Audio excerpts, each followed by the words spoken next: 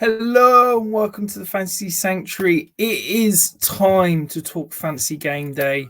Fresh off a win last week, I'm going to walk you through my 10 key picks on this week's slate. Of course, I'll talk about that all-important captain pick, but I'll run you through some quarterbacks, some running backs, some wide receivers, and some tight ends that you can be looking to put into your lineup to help you bring home some money this week. Just a reminder, if you haven't played it yet, Fantasy Game Day is a brand new DFS app only for UK participants. It offers one price point. It is different because of that all-important captain. And if you haven't yet downloaded and tried, you can use our code TFS23. You download, you deposit, you enter your first lineup, and you will automatically get a second free entry that you can utilize to hopefully bring home some bacon. Let's dive in. The captain picks. Let's start at the top. Christian McCaffrey. Look, the return on investment in terms of value is never going to be great. We're going to struggle to see 3.5 times the return on his price. But anytime you're averaging 24 points a game, Christian McCaffrey is always going to be in consideration for that pick.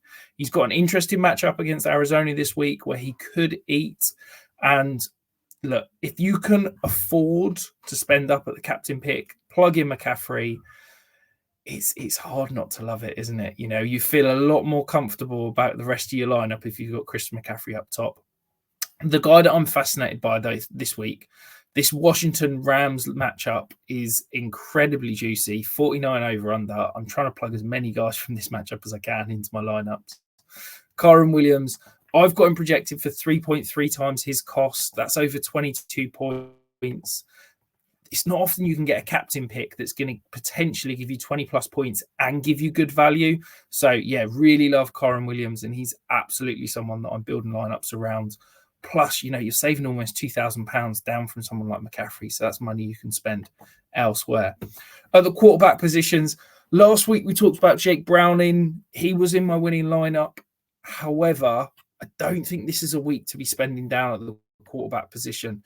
If you look at some of the cheaper guys, maybe you could look at a Will Levis, but, you know, I just can't stomach Zach Wilson, Desmond Ridder, Davis Mills. There's no one really in that sort of £5,500 range, maybe Kyler, but these two guys, Josh Allen, priced down at 7,600, which is criminal, quite frankly, when you think that that's, you know, significantly less than the likes of Dak Prescott, who's at £8,200. It's only a couple of £100 more than Patrick Mahomes, who's at £7,200. So, yeah, Josh Allen's my QB1 this week, and price down, he's an easy play. Really juicy matchup, 50.5 over under, averaging over 23 points a game. You know you feel happy about Josh Allen. As Tom talked about on the Thursday preview show, the only quarterback with multiple 36-plus point games this week. The only thing you need to be aware of is the current forecast is a bit dodgy, so you probably want to check in on that over the next few days before you get him in that lineup. And then I talked about the Washington Rams matchup.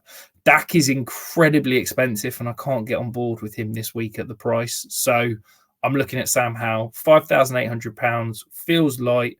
He's averaging almost 40 pass attempts per game.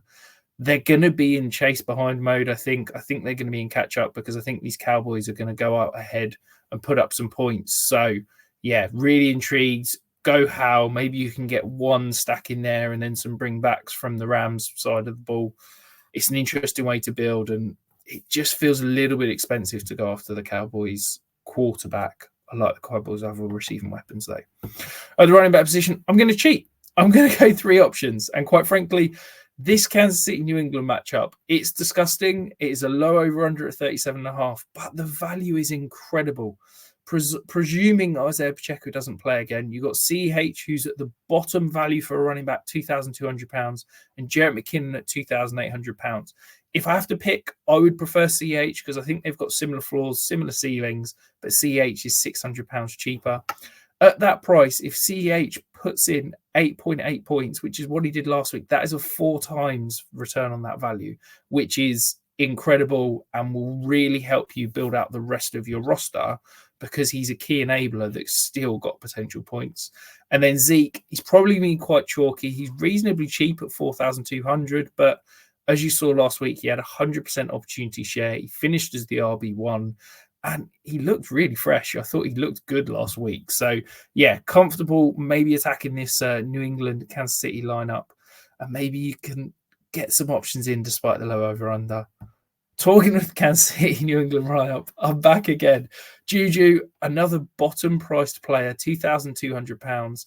Look, he's not had a great year, but he looks like he's finally healthy. Last week he produced, and if the Chiefs get up, the Patriots are going to be pushing the ball downfield. We saw Bailey Zappi, was comfortable doing that last week.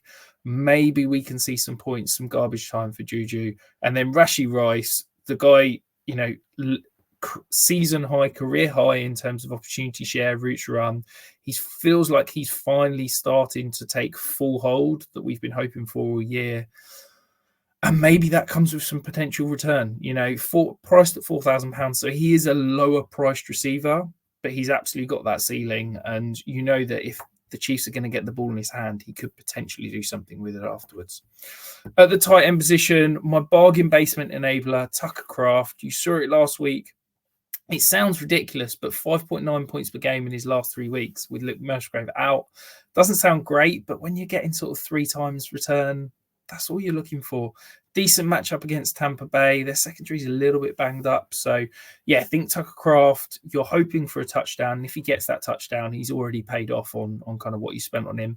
And then another week, another Dalton Kincaid recommendation. Tight end feels disgusting this week. There's nobody I particularly love.